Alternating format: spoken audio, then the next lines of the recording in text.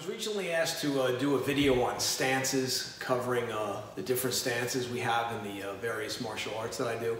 The specific question that came up was about comparing the karate stances to the Kobudo stances.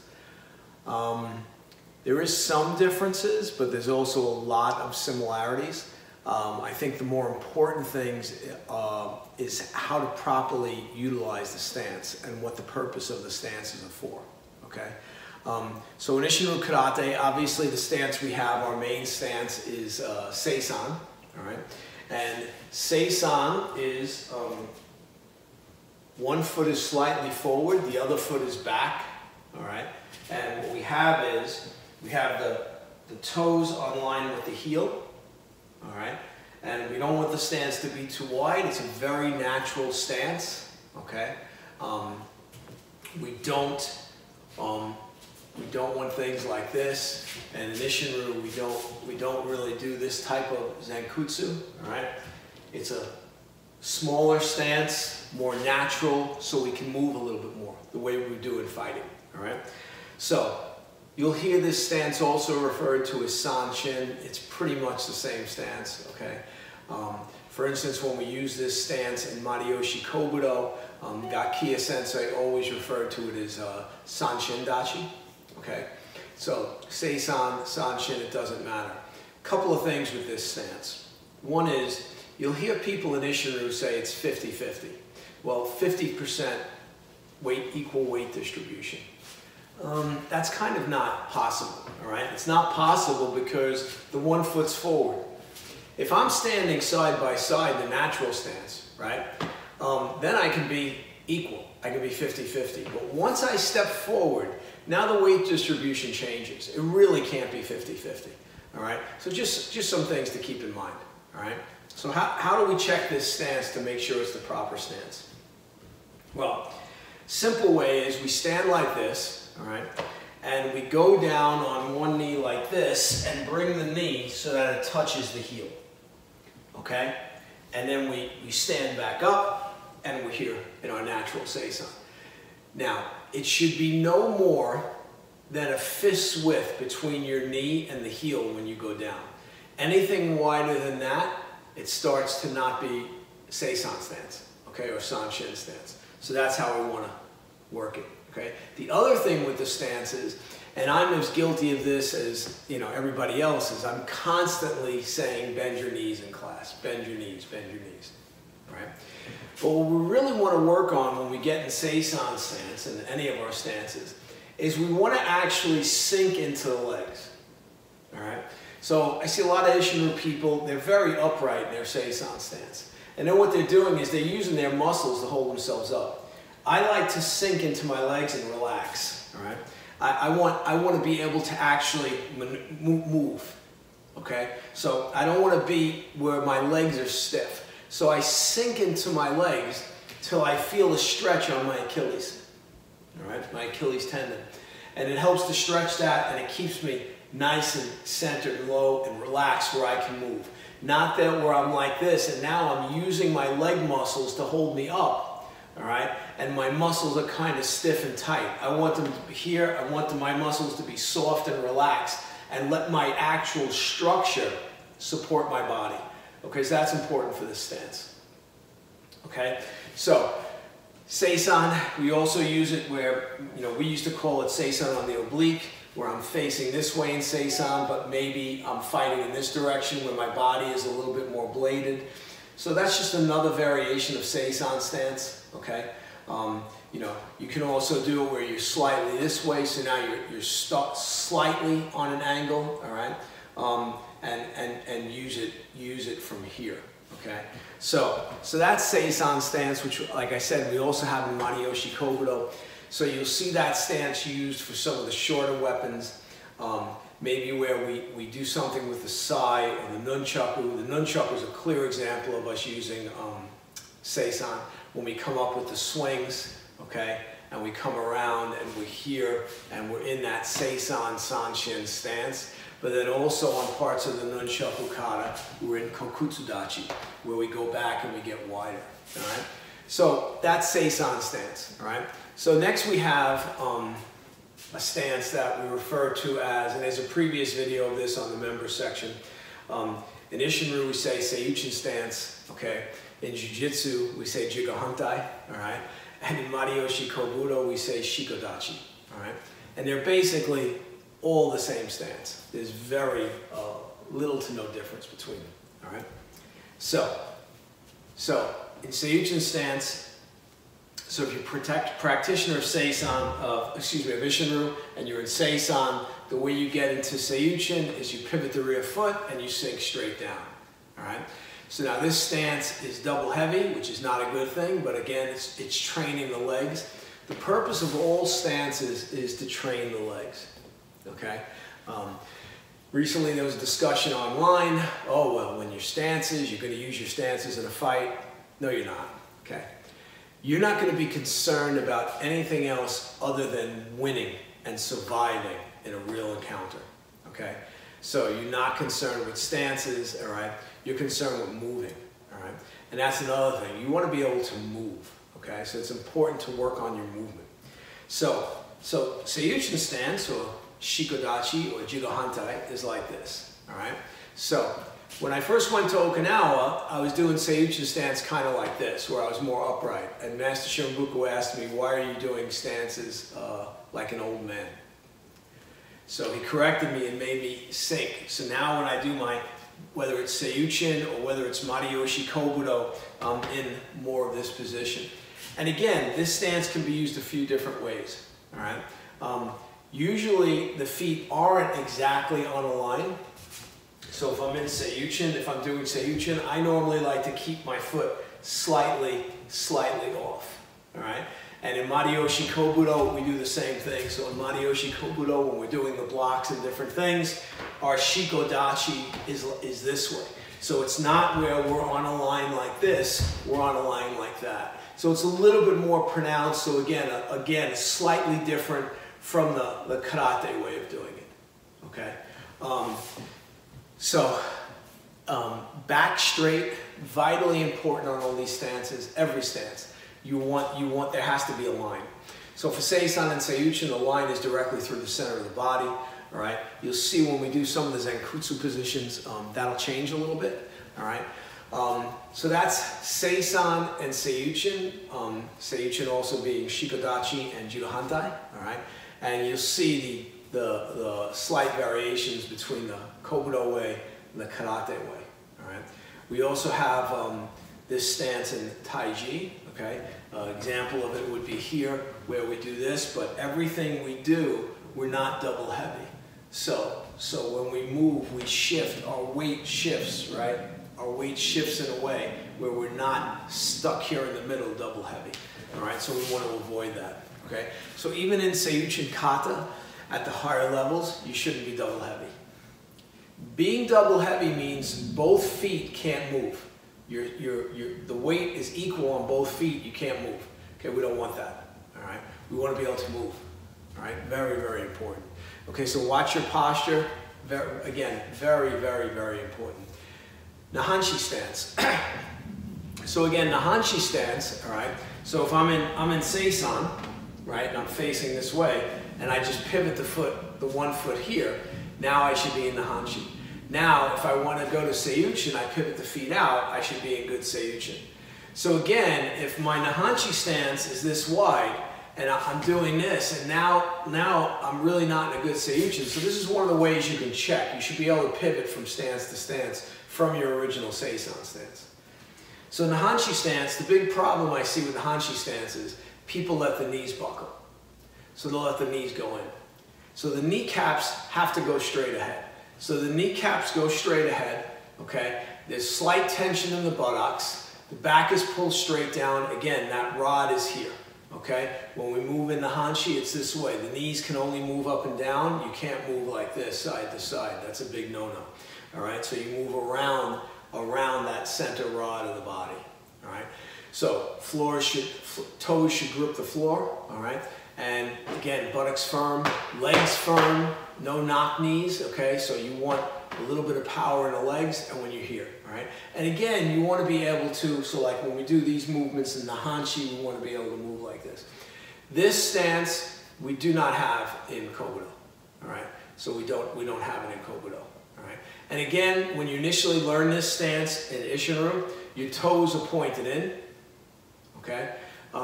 Eventually though, as you train more and more and more, you'll find your feet wind up going straight, and that's fine, okay? For white belts in my school, green belts, brown belts, I kind of make them do the pigeon toe a little bit in the beginning, and then as we go forward, it kind of naturally happens where their feet kind of straighten out, all right? So watch, the big thing with this is watch the knock knees, okay? We don't want that. We want the knees bending straight, so the kneecaps go straight this way. They don't go into the center. This is very important. So from the side, it looks the same way. And you see my back is straight. I pull my spine down, okay? My head is up, upright and erect, okay? So carrying yourself a certain way in these stances is very important. It's good for your posture. We don't want to be hunched over. We want to be back straight, erect, everything clear, all right? Everything looking very sharp, all right? So next we'll go to cat stance, okay? So Neko Ashidachi, all right? So cat stance, again, depending on the art, is going to be a little bit different, all right? So the Mariyoshi cat stance for Kobudo, Gakiya Sensei always had the forward foot out more. So from the front, it would look like this. From the side, we'd be in this position with the bow, okay? And Gakiya was always like, you have to be light on your feet, okay? So the weight distribution here isn't quite like 85-15. It's probably more about 75-25, all right? And it's the cat stance, the foot position is wider, okay? So karate, Ishinryu karate, we kind of have, I guess some people say two. One is like a T stance where the foot is kind of right here and you're here, but the weight is here, all right? Neko Ashidachi, the cat stance. So in Ishinryu, you'll see we have a few times we do this movement in the kata. So in this instance, the cat stance is a little wider, all right? But this forward leg has to be completely free, all right? So you have to be able to move it. That's the whole purpose of this. So now in this instant, the rod is here. The rod goes through your shoulder, through the waist, down into the foot, all right? In Tai Chi, my Tai Chi master explained to me what this stance is to screw into the ground. So you screw into the ground, so this becomes very light, okay? So that's something to keep in mind. I've included and incorporated that into my karate and Kobudo training, where this idea of where I'm really solid. This line is very solid through my body, and now I'm free to do things with the other leg, okay? So again, back straight, don't hunch over, all right? Very important. So again, so you'll see, again, various different ways of doing the cat stance. You'll see in Kobudo, again, it's a little wider in the Mariyoshi Kobudo. Ishinryu, the feet are a little closer. You'll also see sometimes in Ishinryu more of a T stance where this foot comes in very close before we say we go out, like in Seisan, all right? Again, I don't think they're as different as everyone would like them to be. I think in the beginning, your stances are very kind of formal and by the book. And then as you become more senior and more relaxed and you learn how to move, I think then the stances become much more natural, and they should be natural, okay? So, okay, next. Let's talk about Suro no Iwadachi, which is crane on a rock stance, okay? This stance, again, there's a few variations, but the main way of doing this stance is you step over, all right?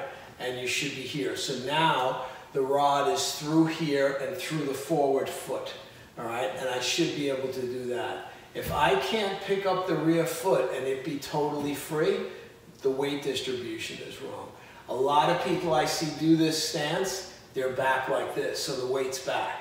So now in order to move, they have to push off. We don't want that. So we want this to be totally free, this leg.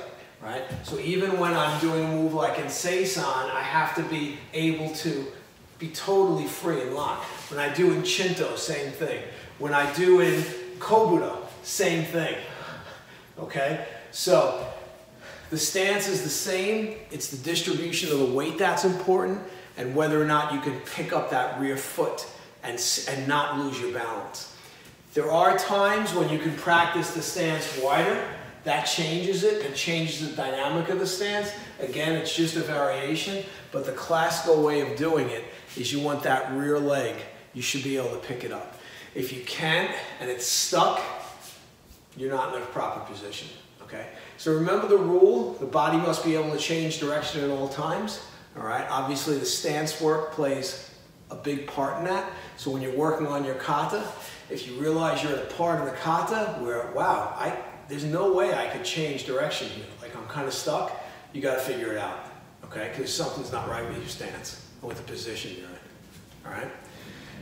Okay, so that was crane on a rock. Sanshin, we've already gone over because it's basically seisan, but you know, normally the forward foot is turned in, okay? So the forward foot, pivot on the heel, turned in, okay? With Sanshin, the kneecaps going straight, again, no knock knee, all right?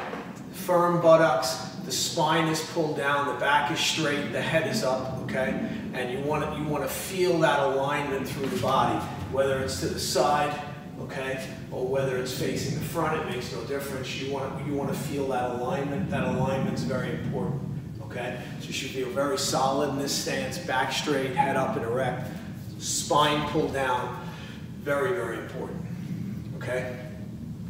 Zen Kutsudachi. So, Zen Kutsudachi, we do have in Ishinryu, but we really have it more in the Ishinryu Kobudo, and in a little bit in Kusanku, all right? Where, you know, people say, well, when we do this, you can say this is a Zen Kutsudachi if I'm facing this way, but it can also be a Kokutsudachi if I'm facing this way. So it really depends on what I'm doing, all right? So as far as Mariyoshi Kobudo is concerned, when we do Zen Kutsudachi, again, the feet, it's the heel and the toe, so here. So this rear foot is slightly offline. So this would be too much. This is no good because we're on the same thing, like standing on a balance beam. So now you want it slightly off. So this is the feeling, okay? So if I'm doing bow and I'm in Zen Kutsudachi, this is the way it is. Okay, now do not lock your rear knee. Okay, don't lock the rear knee. It should always be a slight bend in it. Okay, and this is our front-leaning stance in Tai Chi also. So in Tai Chi, when we're doing our circles, right, or the form, we're in a front-leaning stance that's similar to Zen Kutsudachi. We don't lock the rear leg. Gakiya Sensei, when he showed me this, he did not lock the rear leg. He said you have to be able to move. So you've got to be able to move and do things. So if the rear leg is locked, in order to move, you have to bend it first. So again, not good, all right? So as far as the Zenkutsu with the bow, we're here, all right? Could be the same with the side when we stab, with the tunko when we punch, with the nunchaku when we punch, with the machete when we stab. So this is our Zenkutsu again. The rear leg is not locked, all right? The rear toes, my rear toes are slightly turned to the front, all right? These toes are straight ahead. Okay, so I don't want, when I'm in Zen Kutsudachi this way, I don't want these toes to be facing this way. I want it to be, and this has to be in here, has to be very open. Again, don't let those knees collapse. This has to be open and very strong and solid, so when I'm in this position. And again, you have to be able to move, all right? You can't be stuck on either leg. You have to be able to move, all right? Kokutsudachi. Same, it's just our direction is different, all right? So, Zen Kutsudachi, we're here. Kokutsudachi, we're here, all right? But if I'm here, it looks like I'm doing Zen Kutsudachi, all right? But Kokutsudachi is here, like when I do the blocks with the bow, or when I do this in Kusanku in Ishinryu. So again, the rear leg should not be locked. There's a bend, all right? Now, in some of the Kobudo kata, and even in like Kusanku, we'll see people that do this. And you'll say, well, wait a second, your back's not straight. Okay, the line is here. So if you look, you'll see there's a line here. This is a problem. So if I'm here and I do this, now you see I've bent over at the waist. But when I'm here, there's a line here that goes through my body. Okay, So I can do that. And it's the same thing when we do like the opening of Shushi-no-kun and Mariyoshi, where we lean this way and you see there's a line here, okay, before we do that move, all right? So that would be Kokutsudachi, okay? Mosubudachi, where the feet are together, okay? To me, this stance serves two purposes. One, it's obviously our attention stance, okay? And two, it's a transitory stance. Normally, like in one sukata, you know, we're here, we come here, and then we step out again, all right? So, you know, the weight is here. Again, don't lock your knees. Your knees should be slightly bent, all right? And it's a very, very, very simple stance, okay? I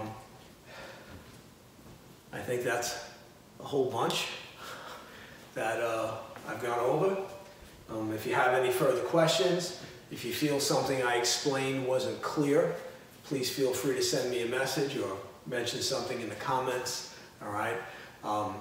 You know, again, stances are important for training the muscles in the legs, for teaching us how to move from one position to another. Sometimes in the forms, you might be questioning, well, boy, this is kind of hard to move like this in this stance. That's the whole point. It's training your body how to move and to use your leg muscles in a certain way. Remember, when we fight, we're only concerned with surviving the encounter and winning the combat. We're not concerned with, was my foot, well, I should have been in Zenkutsu there, or I should have been in Seisan there. No, no, no. You're moving, okay? So the stances are for training and to train your legs to be very, very strong, all right? When we fight, we just move. We don't concern ourselves. If you've trained properly, when you move, you should be able to generate speed and power and do tremendous damage to the enemy, okay? That's what the goal is, all right? So try these things. I hope this video helps with stances, gives you a little bit more idea of exactly how to do the stances and what their purpose are. And I'll see you in the next video. Thanks.